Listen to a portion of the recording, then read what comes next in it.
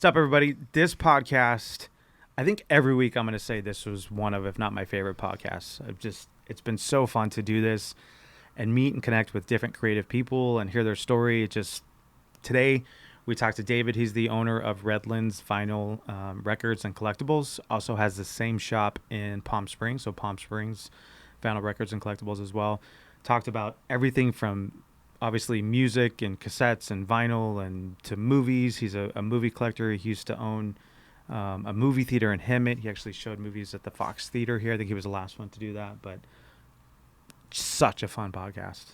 Super fun. I felt like we could have talked for days. Oh, I know. Like he has so much life and history and knowledge, and it was cool. Yeah, I feel like we just scratched the surface because we went, I think, for about an hour. He has to go open a shop.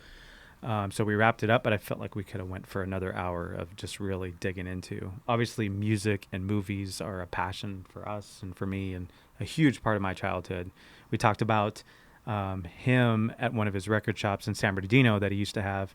Run DMC came in to play with this new group called the Beastie Boys that he had never even heard of. So just unbelievable history and really cool things. So if you're in the Palm Springs area, obviously Redlands area, definitely check out his shop. Once things open up back up, they actually show movies. He still has projectors and movie seats, and they show them in the theater, or in the record shop. So as soon as they open back up, we'll definitely be there doing that. But they also have a website called vinylpharmacy.com where they sell, I think he said they have like 7,000 different products on there that are separate from what they have in the stores. So yeah, while you're at home, you can shop there and see all the cool things that he's collected over the years. Yeah, so vinylpharmacy.com, and then check out their Instagram, which I believe is Vinyl Pharmacy as well. And they stream music. They stream albums and on their website. So Vinyl Pharmacy. I think it's vinylpharmacy.com. .com. Check out the streaming that they do of music there. They have a live podcast that they run on there as well. So a lot of stuff. If you're into music or movies at all, it's something you want to check out. So I hope you enjoy this podcast as much as we enjoyed making it. This is the Create Podcast. Yeah. And in the movie theater thing, I did run Ghostbusters. I used to own a movie theater. You did? You did? So we ran Ghostbusters. Nice. That's cool. It was a lot of fun. Where was your movie theater? In Hemet. Yeah. The theater's I just sold it last year. The theater's still 2 years ago. The theater's still there, but everything changed, and we just decided to get out of that business. How long did you have it for? About 15 years. 15 years, cool. Yeah. What was your favorite movie that you showed? Oh, God. It's like picking a child.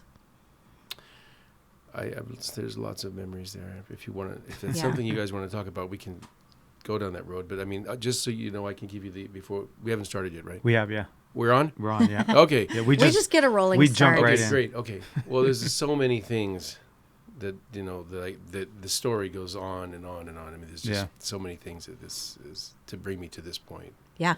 Here. There's a lot of things that took place over the 40 plus years that I've been doing this. This goes way back to humble beginnings. So what was your first venture? Well, it wasn't so much a venture. My first job, I was 10 years old, and of course, I was a paper boy back then. Yeah, it was you were really doing it. It was every day. I did that for 3 years. I worked 365 days a year because there's no days off. Yeah, on a bike. So on a bike, and back then, you had to collect the money, so it wasn't just. Throw the paper on. No, you had to go and you had to collect the dough. And then the guy would come and he'd count out all the cash and everything. So it was a good experience to learn on how to do things, and it really disciplined me on a little bit of business and what to do. And my father, in his wisdom, told me at a young age, if you want anything, you're going to have to work for it. No one's going to give it to you, and you have to work. If you work, you'll always have something. Right. So if you don't, you just advice. sit at home, you're not going to have anything. So, okay. So you just kind of go with that. So it started at a young age and then just kept going and eventually stumbled on a local record store in the 70s and just became my home for a while, where I just kind of hung out and then eventually started working with them, and I learned a lot, and then eventually became on my own feet to where I thought, I can do this and do other things. And I made investments and bought a house when I was 22 and bought the theater, years later. But it was a dream. The theater thing was a dream. Going into that really quick with my business partner at that time, we grew up in a neighborhood where we always thought it would be great to have a theater, and we grew up in San Bernardino. And would be neat to have a theater and show what you wanted to show, all these cool films and stuff. So when the opportunity came, we went ahead and did that. But it was years later, but it was a lot of fun. Yeah. But the record thing, it's so many stories from. I think I may have told you we did an in-store with Run DMC, and they showed up with these three guys that nobody knew. They were the opening act, and it happened to be the Beastie Boys. That's amazing. And nobody knew who they were. The record had just come out, and Wow. they hadn't hit hard yet, so it was just kind of a new thing. And That's then we cool. did this big in-store with Ice Cube, and it was a huge thing where the police came and helicopters and the fire department. It was just a nightmare. And That's amazing. so we What did a shop lot of, was that? it was in San Bernardino. It was called Groove Time. Okay. Yeah, and we were there for many, many years on baseline. So a lot of good and bad, but a lot of great memories. And so it helped forge, what I needed to know to be able to go forward in this business and do things, because we were releasing records back then, local groups and stuff that, I was involved in, what we were putting out. And mostly R&B groups, a few jazz things, a blues thing, a reggae thing. It was quite a few things. And then I'm still doing that today. We released a few local independent things on CD and a couple of singles we did for some bands. And That's amazing. so all it never stops. Yeah. It never ends. If it's not hey, we need a line of coffee, let's do it. So we were putting out the Vinyl Pharmacy coffee, or hey, the skateboard business sounds really great, let's make some skateboards. Oh, boom, here's the skateboard business. Or let's make some T-shirts, or whatever it is, the branding. So we're constantly trying to put something out, make something happen. I resisted the online and internet thing for years. I was the anti. Right. I don't need. My line was, I've been doing this before the internet. What the hell do I need that for? I don't need that. People Just sticking to your roots. Well, yeah, I just didn't need it because I'd been selling and buying and selling for decades, and people would come up and say, well, I found this online for this price, and I'm like, I don't use that as a gauge of what I can sell it for. Right. I mean, I understand that maybe one person paid that high price, but it doesn't really make it that's the price. If you can make that happen and get online, more power to you. But this it's is what we're doing difficult to compete here. with that. I resisted that for many, many years. I don't have a personal Facebook or any of that stuff, but I did have to create things for the businesses, and reluctantly. But more and more people were, we don't see you on Instagram, we don't see you on these things, and I'm like, okay, and I guess we have to. Yeah. And so we did, and the online thing has been fairly successful for us. We've been, we launched it a few years ago, the Vinyl Pharmacy website, vinylpharmacy.com, and we have a mixture of things on there. There's records, there's CDs, there's posters, there's films, there's all sorts of little things. But right now we're at about 7,000 items on there that I've put up, and that are not things that are in the store. So it's completely different because we have such a vast inventory. I don't have. I could open like 5 more stores, but I'm not going to do that because it's difficult enough with just the two stores. It's difficult. So I thought, let's just create this website, and we'll just put everything else there that people can see that are not on the shelves. Yeah. So it's been working, and we've sold quite a few things, and things are moving along. So I'm satisfied with it. I mean, it's just going to take time to really get it going, but I understand that if you're not on the internet, then you're getting left behind, and I can't be left behind. So I have to keep moving forward and just embrace the new technology and all the exciting things. And that was one of the reasons we got out of the film business, because we were running films. And, I'm a film guy, so I've been collecting films since this all started. So from Super 8 to 16 to 35 to 70 millimeter films. And I just, when the transition was happening and it was going to go all digital, I just thought, this is not really fun. I don't really find that just push the button, the movie starts. I want to thread the projector and wait up all night for the film delivery to show up, and the guy shows up in this van with all these film cans, and it was just a fun thing. It was an experience. Yeah. It was lose really that great. like tactile. It's all gone. Experience. A lot of people didn't realize what took place prior to going and buying your ticket and sitting down. You don't know what is going on behind the scenes. You don't know how this happened, what it took to get that on the screen. Yeah. So it was a lot of work, but it was a lot of passion. And when it started to go digital, I said, we're going to have to just change gears. Yeah. We did the concert thing for a minute, but well, I don't want to be up till 3 a.m. anymore. No, I don't want to be out all night. I can't keep up with the young guys. So it's like I'll just kind of go home a little earlier. Yeah. Yeah. So the store in Palm Springs and the one here in Redlands, which one did you open first? They kind of almost opened on top of each other. Redlands first, a little back it up a little bit. Yeah, Redlands was first. Yeah. Initially, we thought one store. We would just open one store. We were looking at locations, and I wanted to be in either a tourist area or an established area that had, foot traffic, or at least, here we have a university and, a lot of things going on, and I live here. It makes it easy. But that kind of happened by chance. We happened to find two places at the same time that we thought, were really great. And I thought, okay, this might be where we should go. We'll just do two. Yeah. We'll just do two. And that's how it happened. And I had a lot of help. I do have a business partner, David Young, my business partner, who's with me on this. And then I had a partner prior to that was with us to help us get all these things, Jeff Morgan. So there was a lot of people that were involved to get to this point. I mean, no one does anything alone, as you guys know. There's no such thing as when people say, oh, self-made. Bullshit. I mean, can I say that? Yeah. Okay. It's Absolutely. bullshit. I mean, there's no way that one person can do it all. And people give credit. I look around and I see all these wonderful things in here. And we talk about these actors or directors or writers. Well, they didn't do it alone. I mean, you have sound guys and you have makeup people and you have a crew of people that have talent that brought it to this level. it's a team. People think, oh, Lucas. I go, you know what? It's all these other guys. What about Thomas Holloman and all these guys that were really involved in making these things happen?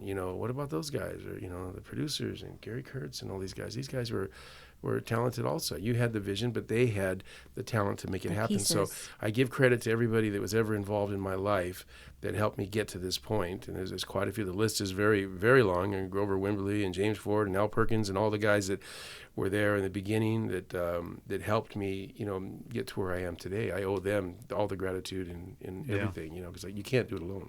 Yeah. Can't. What year did you open the Redlands shop?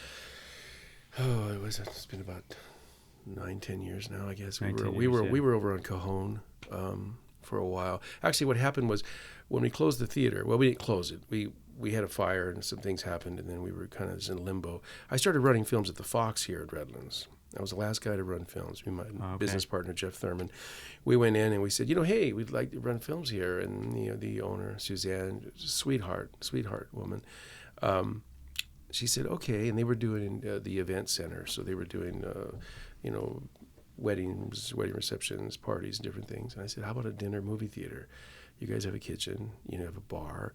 We can sell it as a dinner movie and dinner, and we could do that. So we did that. So we brought in 35 millimeter film projectors because there hadn't been anything in that theater in many, many years.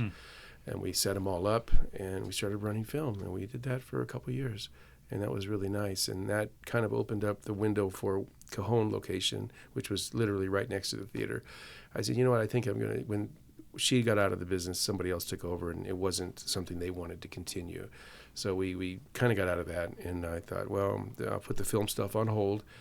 We'll open up another record shop, and we'll just kind of roll with that, cool. and do that for a while and just see what happens. I love how, and you said it so perfectly at the advice that your dad gave you at 10, if you work hard, it's going to work out. And I think that if you have that mentality, you're able to kind of organically flow from one opportunity to the next without it being like this catastrophic life, You're just like, oh, we had a great run with that. We learned what we were supposed to learn. We accomplished what we were supposed to accomplish, and now we're ready for the next Have to do next thing. Yeah, you diversify. And try it's a different great things, perspective to have. Well, and obviously you have that thing I think that most people don't have, that you see something or an opportunity and you're willing to just be like, yeah, let's try that. Let's do that. I'm willing to take the plunge. It might work. Yeah. Yeah. Well, is that so much of my? This goes back to my youth also. Probably when I was around the same age, I had seen a film. Actually, there's two film stories I'll tell you really quick if that's okay. Yeah, Yeah, we would love absolutely. it. I'll go back to what we were on the topic we're on. 75? 75. One Floor of the Cuckoo's Nest. Yeah. Okay. I think it's 75. I could be wrong, and I apologize, but It's all good. the years just kind of blend together now. It gets blurry. Yeah, it gets very blurry, very blurry. Nicholson film. You guys have seen the film One Floor of the Cuckoo's Nest, perhaps. Antonio just graduated as a film major. Oh, from congratulations! UCR, so Congratulations. he's nodding his head over Okay, so there. it's a great film, and I had seen that film, and there was a scene in the film where, Nicholson, of course, is not crazy, but he's in this nut house trying to not have to be in a regular prison. And he's always making bets with the other guys in there. And so it's during the World Series, and he wants to go out and watch the game. So he says, hey, they're betting cigarettes. You guys want to bet? I'm going to take this, what looked like a kind of a portable sink or something that was in the bathroom. I don't know, like a wet bar it looked like or something, but it wasn't really that. He says, I'm going to take this and I'm going to throw this out the window and I'm going to walk down to the nearest bar and I'm going to have a drink and I'm going to watch the World Series. And they're like, you can't do that. All the guys are there. These guys are crazy, but they're not that crazy. Yeah. You can't do that. It's impossible. Nobody can do that. And he says, you want to bet? So they get the bets going. And I'm not a betting guy, so that part doesn't really apply to me, but this part does. He goes for it. And he's putting all of his effort in. And he's doing everything that he can to try to move this porcelain thing. And he's struggling and struggling and struggling and trying. And unfortunately, it defeats him. He can't do it. But his words, when he is defeated, and he says, at least I tried. And I thought, you know what? That's it. Yeah. That's everything. Not everyone can step into the box. Not everyone is willing to take that chance. People always say, oh, you're going to spend all this money. What are you doing? And I say, if you don't try, you're never going to know. And you have nothing to lose. Yeah, you can always. It's not so hard to earn money if you're willing to go out and do the work. We can all find something else to do if we had to. It's true. It's just really having that dream or that ambition or that drive to see, do it. And I've had many businesses that were not successful, that failed. But I always looked at it like, if I was able to take it from the idea and make it happen, and even I just opened the door, even if I was open for just one day, I completed it. And it's about completing things. It's like going to school.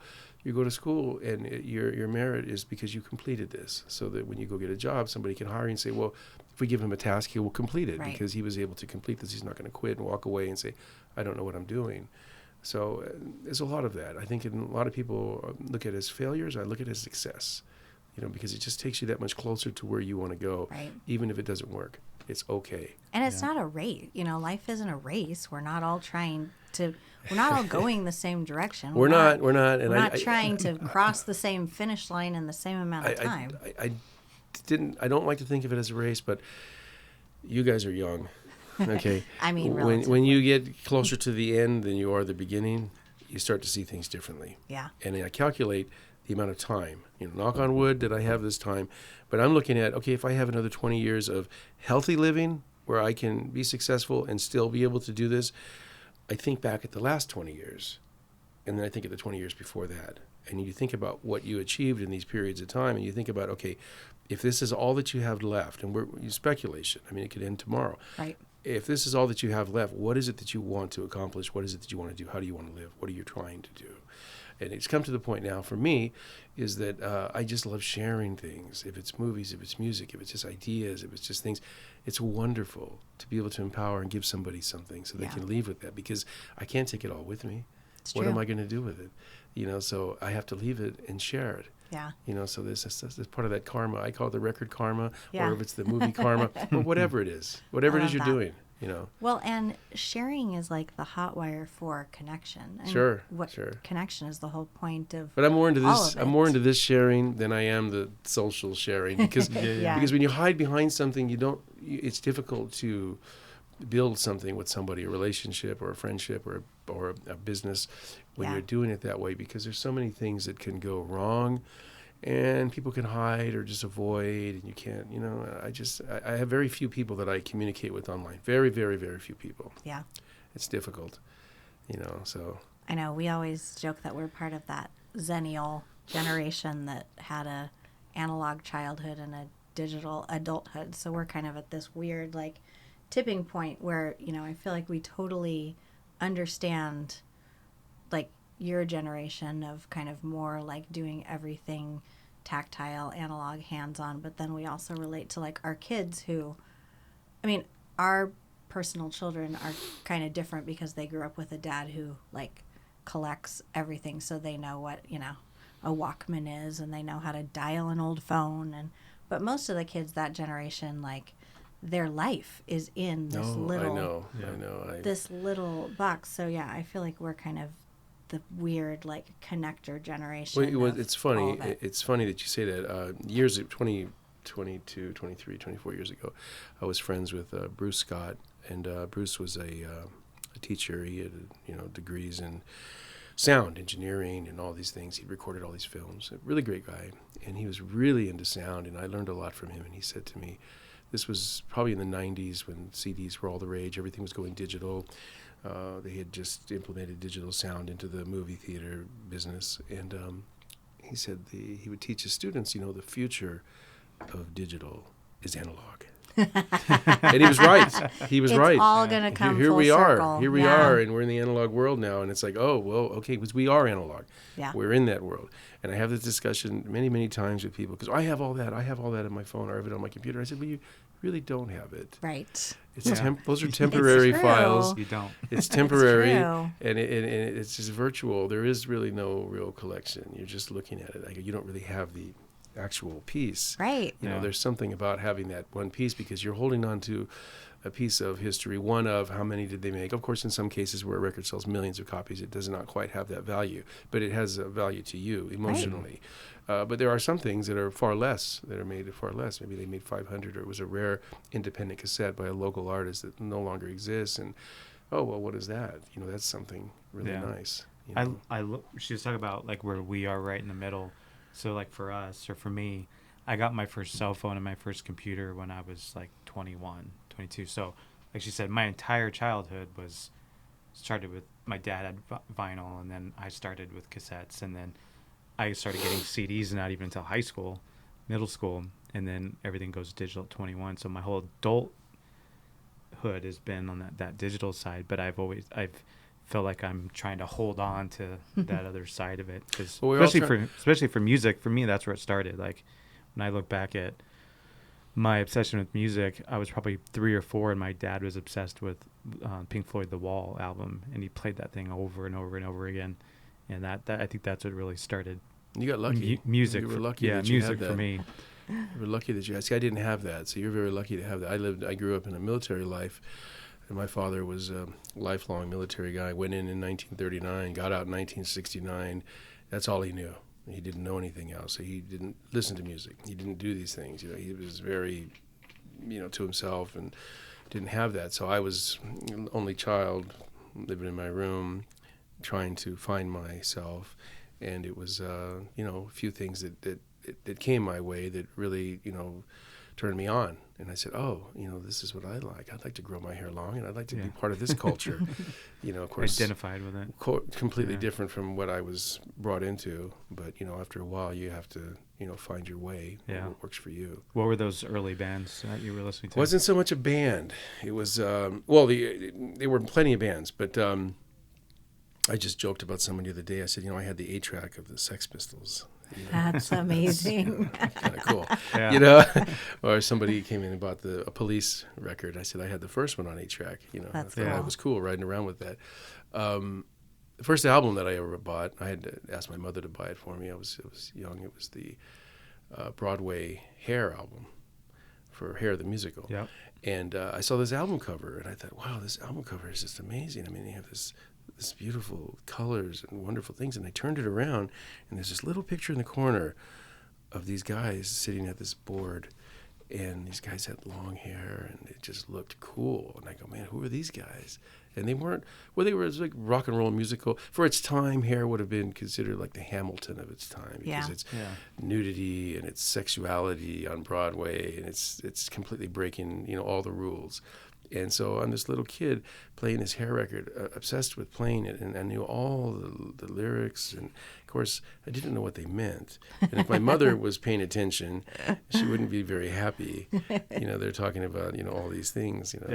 So it's like, whoa, oh hey, this is sexy. Yeah. And when you get a little older, and then you realize, oh my God. You're like, that's what that means. Playing that, and they were talking about all these things. Of course, they're using all the clinical names. Right. Talking about Calingus and Fellatio and all these things. It's amazing. It's amazing. It's amazing. What they got away with. Yeah. Well, it was for its time. It was Yeah. something, but it goes back to that period, and then it's funny. It's a weird combination. It's Hair, and then it's Wizard of Oz. Yeah. What happens is first film I saw in a theater was Wizard of Oz. That's so great. And I'm sorry if we're jumping around, guys. No, it's It's just great. all these things are in my head, and That's when what I we start want. talking, We it just just want kind of everything comes that's out. in your head. Yeah. I don't have a script. Neither do So we. so this will be what's Scripts are left boring. behind. Yeah. My mother took me to see The Wizard of Oz, and it was the first film that I'd seen in the theater. So we're in the 60s, and very few people were in the theater, my recollection. But what I do remember is watching this film, and I was very, of course, was blown away by what I'm seeing, but I'm also very curious as to what's happening behind me, and how is this Right. beam of light creating this image, and what's going on in that room, who's in there, how is this happening? And of course, at the end of Oz, when we find out that Oz is behind the curtain, Yeah. and he's making all this Yeah. stuff happen. There's so many and parallels. It becomes all these things. So I thought, years later, it took a long time for me to realize, son of a bitch, my whole life, that's what I wanted to be. I just want to be the man behind the curtain. I wanted to be that guy, because being in a full house of a movie theater, and you're running the projectors, and then something goes wrong. And this has happened many times. Right. And people don't know what's going on. You have to be creative about things. And one night, this is much later, the movie Brave was out. And it was toward the end of our run of films. And I thought, I can fit this all on one big reel. It's opening night. I got a lot of people in here. The film's running, and we're getting close to the end of the film, and I'm watching the projector, and the reel's pretty big, and it's starting to spill over, and the film's still got another maybe 7-8 minutes, and I'm thinking, oh boy, what am I going to do here? So I had to make this as dramatic as I can, and so I have to literally stop the projector and take up reel off and put another reel on so that it can continue.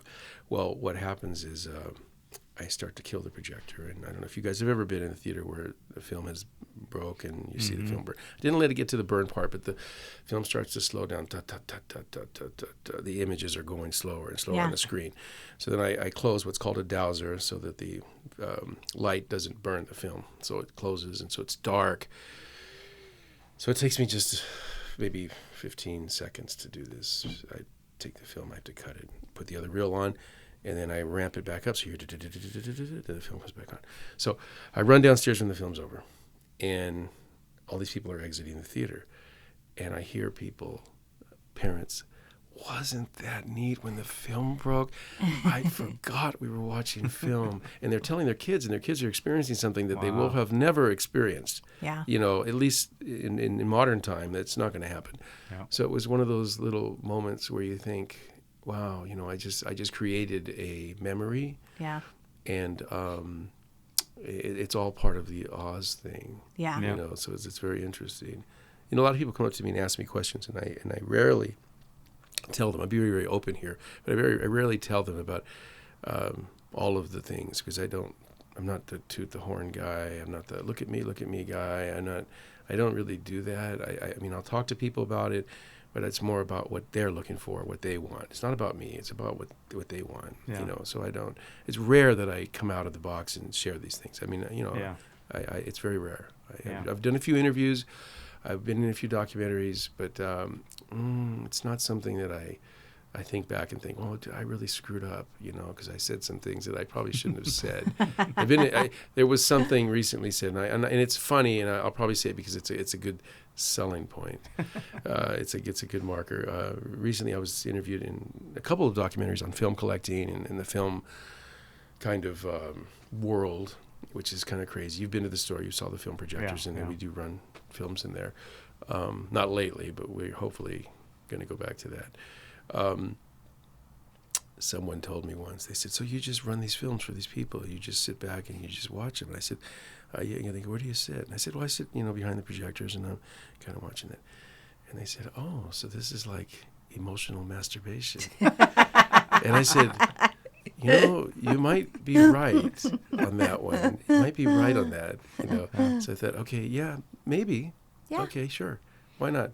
You're like, I'll jump on board with that. Why not? Yeah, I totally get Yeah. that. Like, I get so much pleasure when I watch a movie that I love, and obviously her, she's the closest person, but someone I'm close to, watching it with them, Sure. it's like a whole different experience. It's exciting. Yeah, that's one of my favorite things. People Like, always a double- you got to watch this. how can right? you watch this again? How can you? I've seen it like 100 times. I love it. Yeah. You want to see it? Come on over. We'll run it. Let's watch it that's again. it's just part of the, it's part of that sharing part that we want to have that feeling, and we want to relive and capture that feeling. And then it's nothing greater than it bouncing off someone else, because then you're like, Right. oh wow, you get it, you feel it. It's like, hey, you got it. Well, and I You think know. that you kind of experienced it a little differently, because obviously what I experience from watching a movie is that I'm going to pick up different things than you are, and that like sharing back and forth of seeing it through someone else's eyes, I think helps you see it differently the second And time.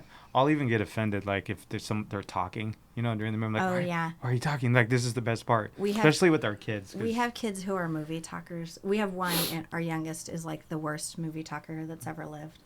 And which is like one of my biggest pet peeves. Mark's head explodes a little bit. Yeah. Yeah. Well, because especially, we love sharing like the movies from our childhood with them, which some of those movies hold up really well and some of them do not.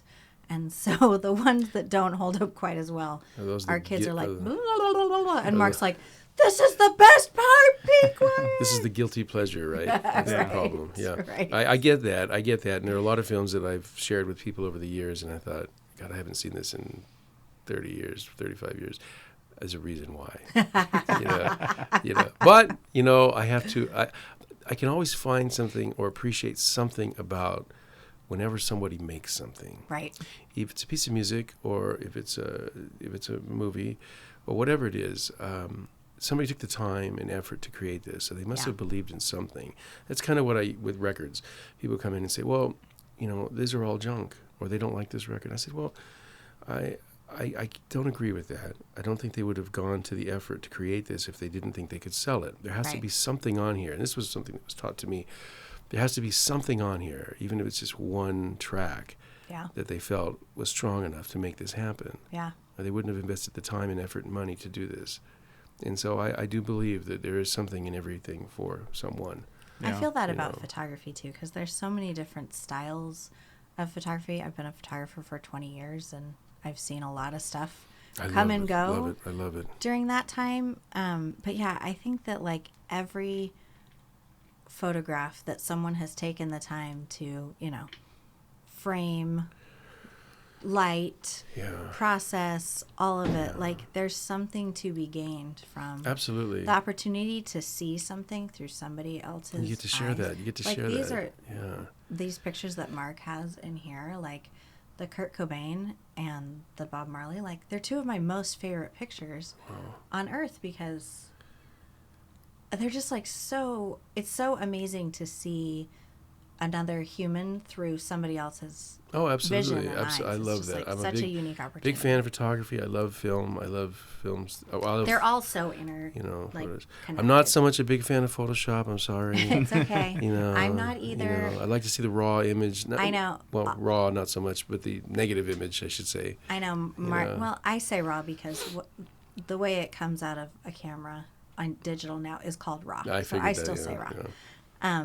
Yeah, Mark's always like, you could process this one more. And I'm like, it's fine. Like, I just really want it to be a representation of what it was, Like, I don't necessarily need it to You know what I love more. to do, what I love to do when it comes to photography. I do take pictures myself, but not nearly as many as I'd like to, because at time it's just like, oh God, I wish I had more time to You be could able go to just down go a out. photography rabbit hole. No, I have, and Yeah. I have all sorts of cameras, from motion picture cameras to just film cameras and digital, of course.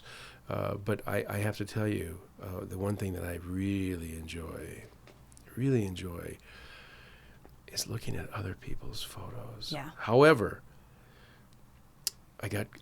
Here's a rabbit hole for you. Since I'm a film guy, I collect film. I love, my absolute favorite type of film are slides.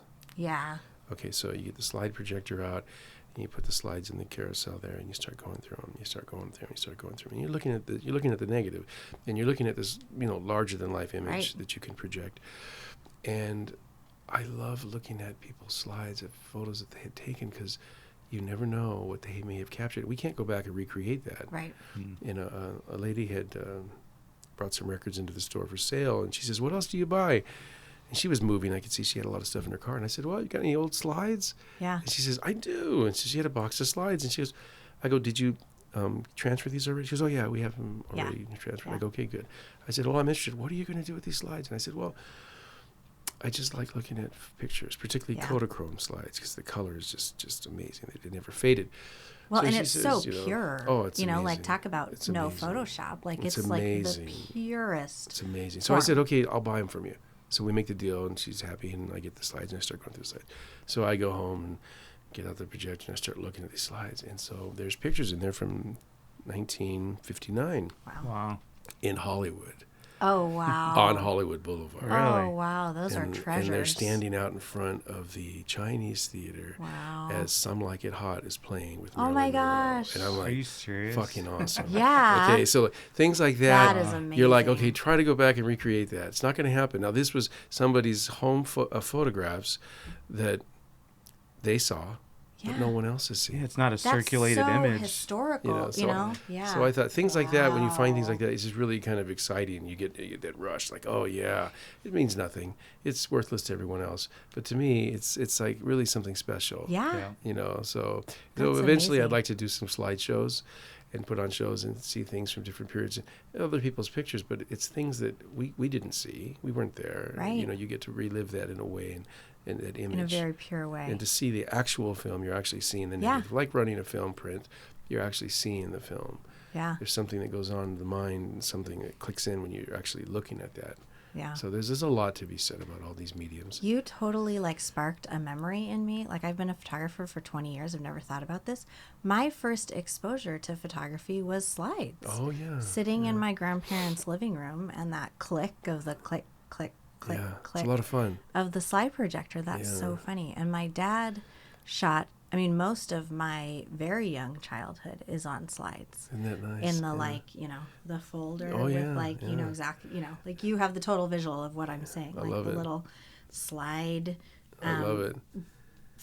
file folder things. And yeah, that's so funny, man. I haven't thought about that in decades. That's great. But yeah, can you probably can't even purchase slide Oh, yes. film. You Can do you still buy it? anything. You can He's do like, you can do anything. it. You can find anything on Everything Amazon. is available. Everything is available. Now I'm motivated You can go out to and try to find- take some slides. You can do slide. You can go out and do Super 8 film. Yeah. You can get a Super 8 camera somewhere and buy the cartridges and still shoot. So you can do everything. It's still Yeah. available. The slides are great. And if you really want to do something, which you could probably do because you do a lot of digital, you can make slides from the digital. Right. And it's interesting when you go backwards, when you go from digital to analog, Yeah, it does add something to it. for sure. I've taken, I'm an analog tape guy, but I'm more a reel-to-reel guy. So I've taken the CD and put it on a reel-to-reel. And now all of a sudden it adds a little bit of a softness to it. It doesn't Yeah. have the hard edge of the digital because it's in the analog world now. It's much different than what you're hearing on the CD. It's not as It's edgy. like a texture. It adds a little texture. Same with film. We've taken films. A friend of mine did a film, and we transferred it to film, and it was like, wow! Now we have this film grain, and it has this look that it's reminiscent of what it would Yeah. have been. So there is something about that art of, I guess, reverse technology, Yeah, going backwards. and Yeah. make it analog. Yeah. all these new records by these new artists, whoever it is, they're doing that Yeah, all they're digitally, recorded but digitally. they're making these analog records, which makes it cool. Yeah. Everybody wants. I know one of our teenagers went to a show and actually bought a tape Oh yeah. of a new, Sure. brand new album out on tape. You kind of say that with the texture of even the difference between watching TV on the two TVs in our house, that our downstairs television is, big and state of the art and so crisp that it looks like a human being standing in front of you, so that you kind of forget Right, and then we have that you're watching a movie 19-year-old plasma TV upstairs. in our which room. if I'm watching a movie, I almost would rather go watch it on there. Just that feeling. From a versus- texture perspective, texture. you're getting. Well, I think I got you beat. So I've got You're like, I can win this game. It's not even a game. It's just that I've got an old Sony, tube television. Yeah. And it was toward the end of their run when they were still making them. So it does have all the high definition inputs, but it's a tube, so Yeah. it's a CRT television. It's heavy as hell, and I have that in the living room. So I'll go in there with my straitjacket, and I'll pull out some beta tapes or some VHS tapes or some laser discs, and I'll go into that analog world and watch it purely in that mode. Yeah. And it's like, okay, this is how it was. This is when you were going to your local video store in 1982 or 3 or whatever, and you'd pick up a tape and you'd go home and watch it. This is what you were experiencing. This is what you saw. And I have to tell you, there is something pleasurable about that. There is something pleasurable to the eyes, because you don't have the immense light, and you don't have the hardness of the sharpness of everything. That doesn't even really look real. That way, it looks too real, I guess you could say. It takes away from Exactly. what it was. So It's it's almost very like interesting. you're able to focus more on the story of what you're watching because there's less like visual input coming in. There's a lot of that, and there's a lot of manipulation that goes on in both the audio world and the film world. When they make a Blu-ray or a 4K, whatever, they take old film elements and they do these super high resolution scans. And unfortunately, it's the equivalent to having a microscope, and you're putting your thing in there and you're dialing it down and focusing down to where you can see into this cell. Yeah. In the film world, when they do that, it's so magnified to where now you can see all the imperfections. Yeah. Now I can see the makeup on their faces, and I can see the fakeness of the models, and it takes away, I think, It when really you do does. that. So a lot of my friends that are into all the technology and the latest, I've got this on 4K, you got to see what it looks like. I said, I have a frame of reference in my head of what it looked like when it was theatrically, if it was Ghostbusters or whatever, going back to Jaws or The Exorcist or all these films that I saw in the theater. I know what it looked like, and I know what it looks like in that medium. I know what it looks like when it was released on tape or Laserdisc. But when I look at it on these new platforms, it's not the same, because now there's color corrections that they're doing and adding these. It didn't look like that, guys. This is something totally different. They've taken it away from what it looked like. Now it's over here. And it's too manipulated. I'm not into it. That's why I'm not into the Photoshop thing so much, because of that.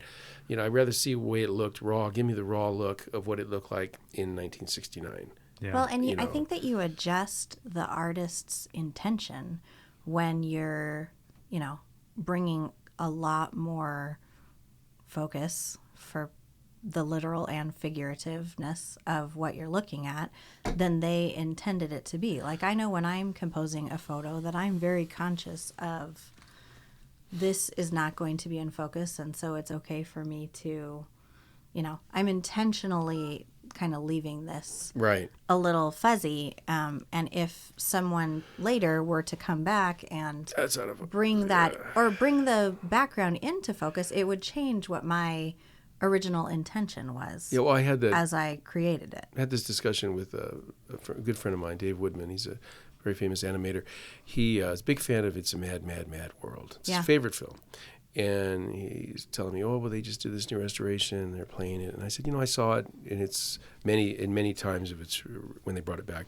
And I said, I doubt very seriously that when they made the film, that the director, Stanley Kramer, would say, you know what, it's too bad we can't make this film sharper. Or it was too bad that we couldn't do it this way, because it's just we just need more technology. Right. Well, this is what they had at the time, and they were very happy with their product, and it's an amazing film. But I just didn't think that it's needed to take it to this level. Right. And you see in it, it's like the Beatle records. They just started reissuing these new mixes. I forgot the guy's name. George Martin's son, one of his sons, is doing the mixes where they go back and retool the White Album, or they retool Abbey Road. Yeah. I go, why are you doing that? Okay, yeah, you have the masters, and you're going to retool it. Now it has all this different mix, different sound. But first of all, it was perfect when they did it. Right. That was the finished product. They were very happy with what they put out. And to go back and do this, it's just a money grab.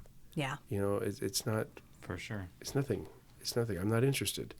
Well, it's not authentic to the way it was originally created. Which And if there were flaws, then they were Right. supposed to be there. Right. They were supposed to be there, which is Right. fine. Yep. Which is fine. Right. You mentioned Hamilton as a similarity to Hairspray, but Hair. I've heard Not hair. Hairspray. Sorry. Hairspray. Hair. Yeah. There's too many. It wasn't much generations Hairspray and there. hair. Yeah. Yeah. But I've heard Lin-Manuel Miranda talk about, like, this was the show, you know, like, I created the show. It's a complete work. It is what it is. I didn't mean for it to be completely comprehensive. Like, I'm okay with people criticizing it, but, like, this was the completed work that I set out into the world. I didn't mean for it to be comprehensive or perfect, or, you know, that I think that there's something when, and Hamilton, I think, is a good example because, you know, that show could have been days long if you're trying to include the totality of the story. And I've heard him talking about compressing and compressing and compressing and compressing. You know, a Beatles album is probably similar, where they probably had days of music, but they made decisions to edit and edit and edit and compress and compress. And I think that to go back after the fact on something that someone else has created and be critical or adjust or whatever, kind of like you lose the beauty of what it was. You lose the know? magic. Yeah, you lose a little bit of the The magic. In magic. it. Yeah. You know, What did you think about the new Joker movie, the cinematography? Well, cinematography, I mean, it looked beautiful. I wasn't such a big fan of the film. I was a little disappointed with the film. With the story, or Disappointed with the way that they portrayed the character, and I thought it was maybe a. I felt that it was. I felt it was exploitation of someone with mental illness. I didn't feel that it was really something that could be sold that way, because sure, everybody can be pushed to a level. I was just talking about the film Falling Down recently with Michael Douglas, where he's this guy that just gives up. He's tired of being pushed around. He loses his job, and then he's tired of being blamed for everything, and kind of goes on the rails. I thought the Joker, I said, taking the comic book character and putting it into a real life situation where people struggle with mental illness and issues like that, I thought was not something that I thought was a nice thing to do. I thought, again, we have to continue pushing further and further and further and pushing the envelope to sell. And we become, this is not a secret, but, the secret to success is to offend people. You sell things because you offend people. Yeah.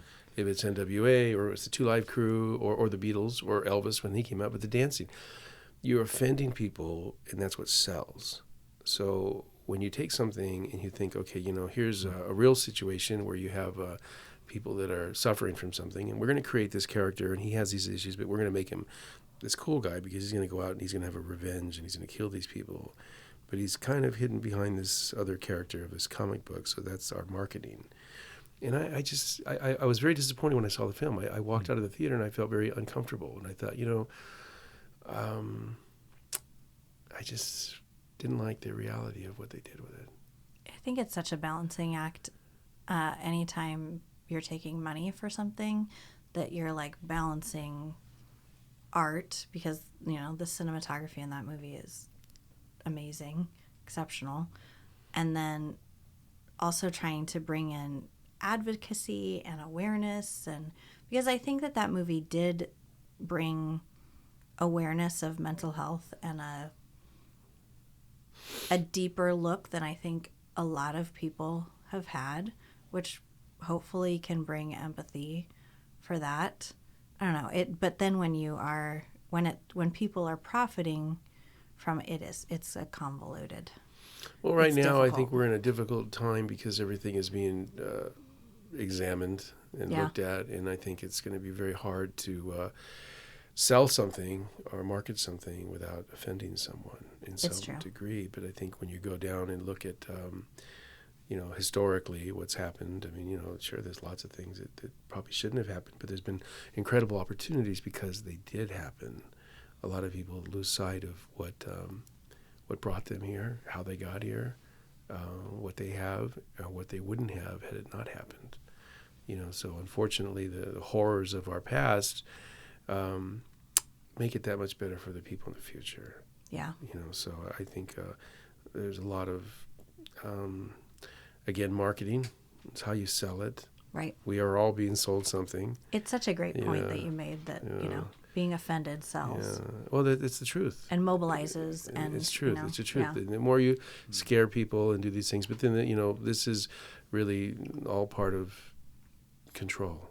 Yeah.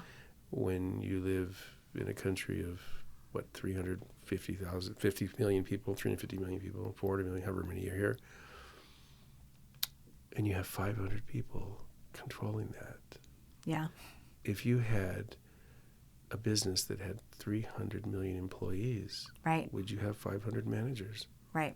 No. Yeah. So you have to look at how I call it subscriptions. Yeah. And what is it that you're going to subscribe to? Because when it breaks down, you can choose not to subscribe to anything. Yeah. And just say, you know what, it doesn't affect me because these people aren't paying my bills. They're not doing, they don't care right. About me. So why should I care about them? Why should I worry about waving somebody else's flag when I'm trying to keep the lights on? They're not helping me in that department. I think it's a big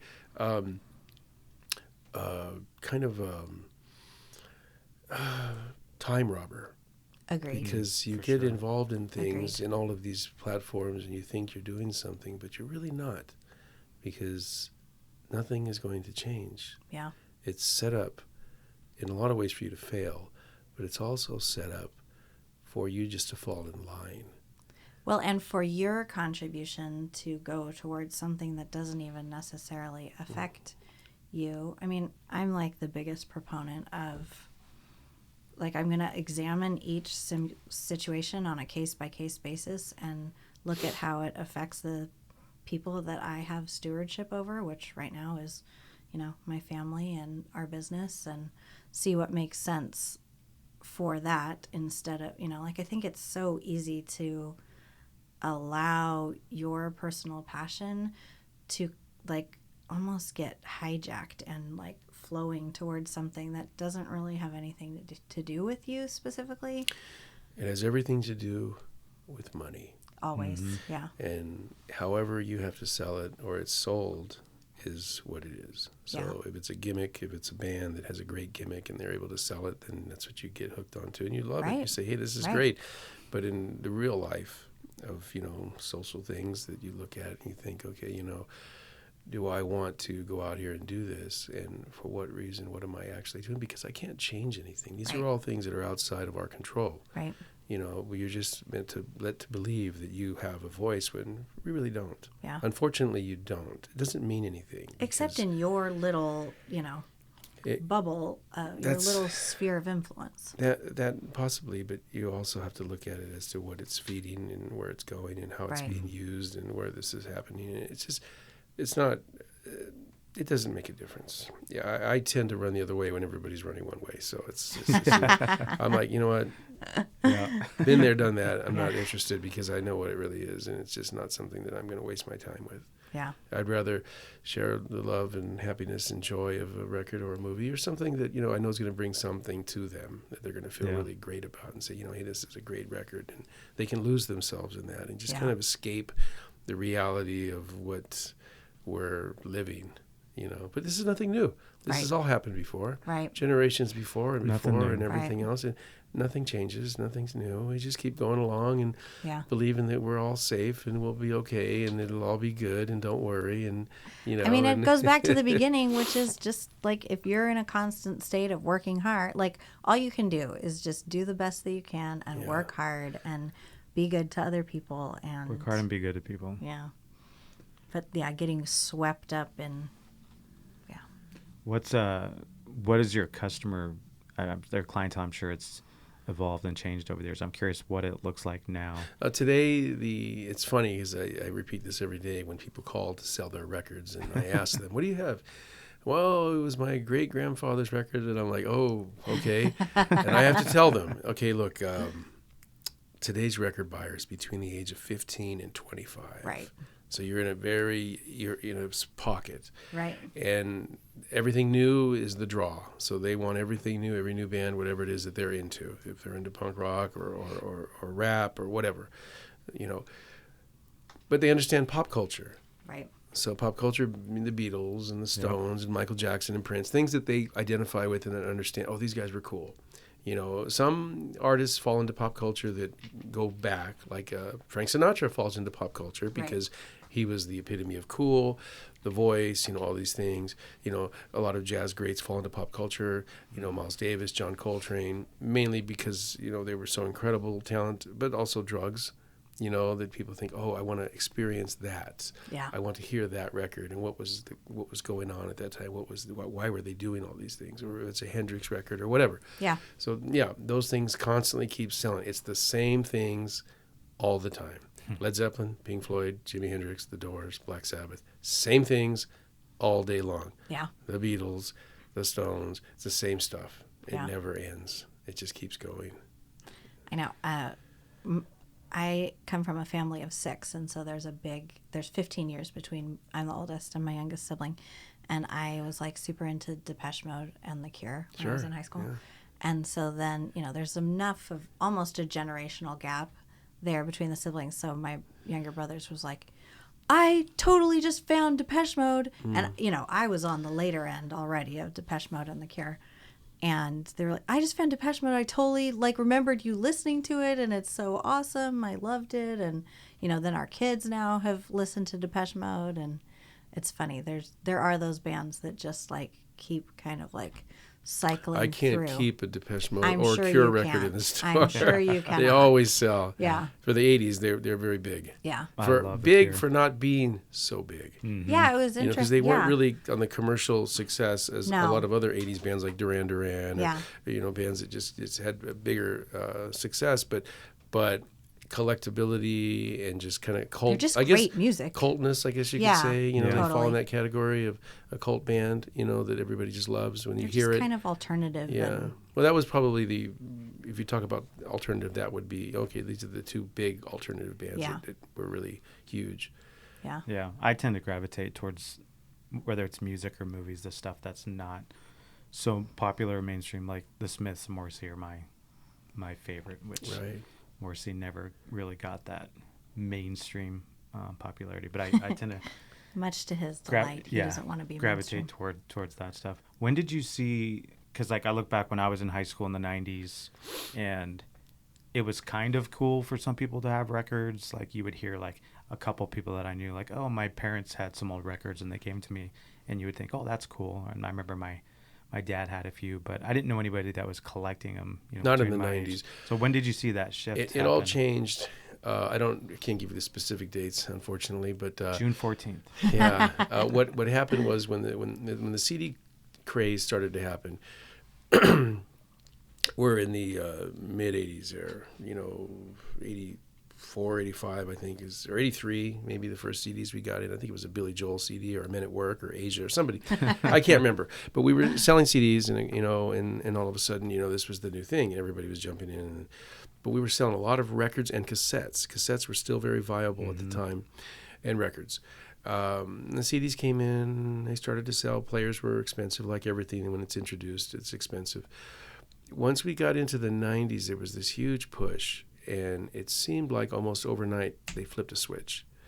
And records were still being produced, but if you weren't in the CD world, then, hey, man, you're losing out. You're missing out because listen to this, you know, and everything just went overnight. Killed Tower Records.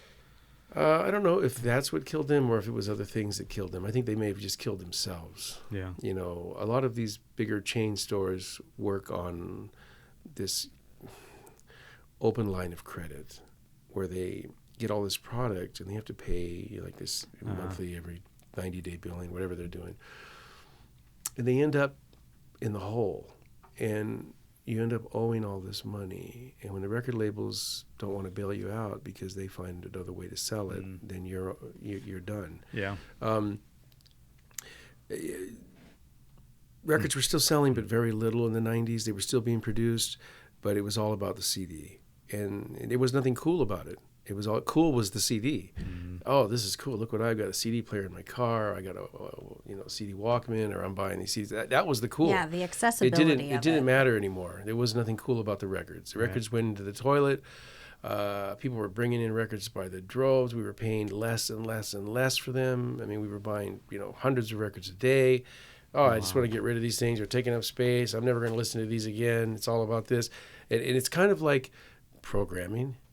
You get programmed into a certain way, and you kind of follow that trend, and then you jump into it. And then they tell you, oh, you can't have these anymore. So now you can't have CDs anymore because they don't put them in the cars anymore. Didn't you know? They stopped making CDs. Well, they never stopped making CDs. CDs are still being made.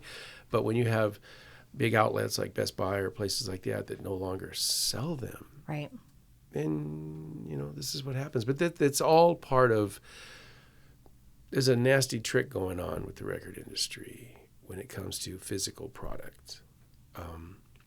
If you're an artist and they make records or CDs or tapes, they have to pay you what's called mechanical royalties.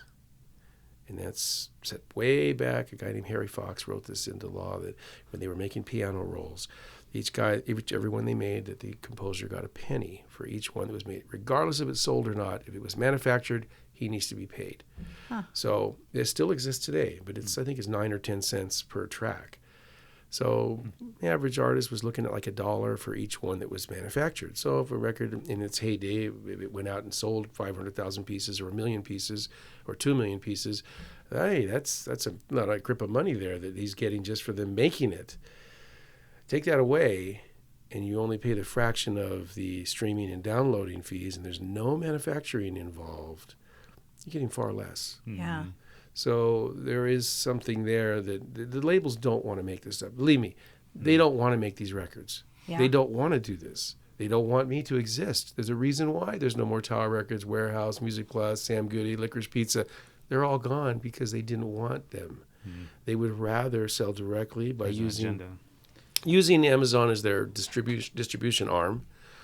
They're able to just sell directly to the consumer and not have to worry about paying the middleman fees, wholesaling. There's like 1 or 2 distributors left. There's nothing, and when I have to pay damn near what it costs to buy it wholesale that they're selling for on Amazon, how can I compete with that? But they did that on purpose. They do this because they want to squeeze everyone out, and now you just have them, and you deal directly with them. And eventually they'll say, okay, you know what? The craze is gone. We're not going to make these anymore. They're holding all the cards. If they don't manufacture the stuff, then what are you going to buy? I mean, we get lots of used stuff, but, It sounds like it's not great for the artists either. It's never been great for the artists. The artists have always been ripped off. Yeah. Always.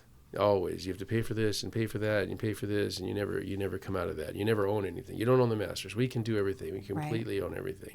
And if you're not part of the machine, you don't get sold. You don't make any money. I mean, case in point, Prince dies, touring on an album, Hit and Run Phase 2, which he put out, which is a fantastic album. He dies and not one radio station's playing anything from that record.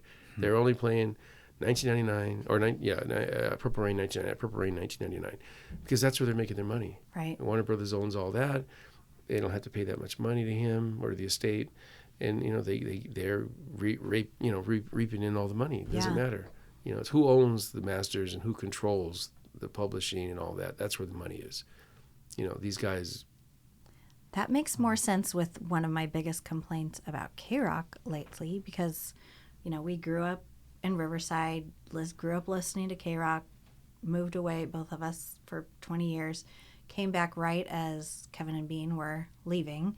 And so, we kind of got to listen to that kind of wrap up, and then everything that happened with, Allie and Jensen and all of that. And so, but every time I listen to K-Rock, I'm like, it's only Billie Eilish and occasionally Red Hot Chili Peppers. It's the same stuff. I'm like, I grew up loving listening to K-Rock, and that makes so much more sense. At that time, they were breaking new music, and new independent stuff was coming out. And back then, you had, I don't even know if they exist anymore, program directors, and they would have all these things, and they would, if you could break something new on the radio, and you would be the one, it started right here. Right. We broke this record, then it kind of caught. It's all gone. That's all gone now. Now it's all. It's a money game. It's manipulation, and it's selling what we've created. Yeah. It's like, it's kind of funny because it's like they spend all this money on this group or this artist, or they find somebody that's already done it, and then they say, we're going to sell it because we can sell it. This is the demographic. This is how we sell it. This is the gimmick. This is the whole thing. And so they put it out there, and then because all these stations are kind of controlled or ran by the same people, all influenced by the major labels, so of course they're going to get it on the radio. Yeah. You put something out, it could be the greatest record ever recorded. Good luck. Yeah. You're not going to get it on any radio. You'll be lucky if you can get it on a college station now. Yeah. But thank God that we have the internet streaming and people can stream away and hopefully find their audience. Yeah, which I was going to say, like, our kids couldn't even, like, find a radio station if their life depended on it. If they want new music, they're on SoundCloud. Yeah. See, that's the other thing. You know, you grow up into, you go into that area where you want to go. But then again, what is it that they're giving you, and what are you learning from that? You know, because you have to be careful, you know, because you can jump into something and then you end up unaware of all these other great things that you experienced or I've experienced and we've all experienced because we were listening to the radio or watching this particular channel that doesn't exist anymore, you know. It's such an completely crazy. Yeah. interesting time of life right now. Have you seen kind of a pullback to cassettes? People starting to buy cassettes again yet? Cassettes are very interesting. I didn't understand why they were selling all of a sudden, but then I just started asking, you know, what are you buying these cassettes for? You know, and then I kept hearing the same thing. And then it made all the sense in the world. There are a lot of cars out there with tape decks in them. Oh. And kids getting their first cars, chances are it has a tape deck in it. They were still producing tape decks well into the 2000s. Yeah. Mm-hmm. So I get it. Yeah. That's why. That makes total sense. But then on the flip side, the bad part about that is talking about steering the industry into a different direction or taking something away. New cars don't have any CD player or anything. Right. So, okay, if you don't have a CD player, then you won't be buying CDs. Right. So who made that decision? Right. When cassettes were going so far into the 2000s, Right. and hardly any cassettes were being produced, but it was because people had cassettes, Right. and they wanted to play them. But then all of a sudden, we're not going to put CD players in cars anymore. Well, do you think that people just don't have CDs anymore, or do you just not want them to buy them anymore? Right. You know, so how did this happen? I'd like to know that. Yeah. There's a conspiracy there, I'm sure. Yeah. Well, CDs had a relatively short run in comparison to, like, if you look at how long people were listening to cassettes, like, people still were listening to cassettes into the 2000s and, you know, relatively CDs. Well, CDs are still viable. They still sell. There are people, the collector, that wants to have it and own it, and they don't want to just stream it and download it. But it's the convenience. It's all about the convenience. And in some cases, like it was a year or two ago, or maybe it was a year ago, I can't remember, when there was a rapper that was killed, Extension. Yes. Oh, we're very familiar with This guy's him. killed, and for weeks my phone's ringing. People are asking, "Do you have this?" I'm like, Yeah. I'm unaware of him because he's in the streaming downloading world, Right. and he's not in the physical world. So Right. I really don't know, but I'll find out. Nobody has anything. There's no physical product. It was Right. just that. Wow. So then all of a sudden they released the first vinyl. Right. Somebody gets smart and put the vinyl. Boom, sold out immediately. I'm sure. You know, then the second, boom, sold out. Pressed again, and they keep selling, and it keeps selling. Yeah. So did they not want to make it because they didn't want to pay him? They didn't think it would sell? Or is it because he's dead and people want a memento and they want some souvenir Right. of something? And that Something tangible. truly, I believe that all of us in some way are collectors. In some way, we all are collectors. You go back in time and these people collect, you know, art, or even, you know, before that, you know, the Egyptians were collecting, you know, well, taking and enslaving, but they were also collecting all these things. Even the homeless guy, you know, he doesn't have a shopping cart anymore, but he's got a hell of a lot of stuff with him. Yeah, he's got a baby stroller. You know, so whatever he's got, I think it's inherent in all of us that we want to hold on to that. Hey, I need that. Yeah. You know, so that's part of it. Yeah. It's an interesting. Yeah. Well, thanks so phenomenon. much, man, for coming on.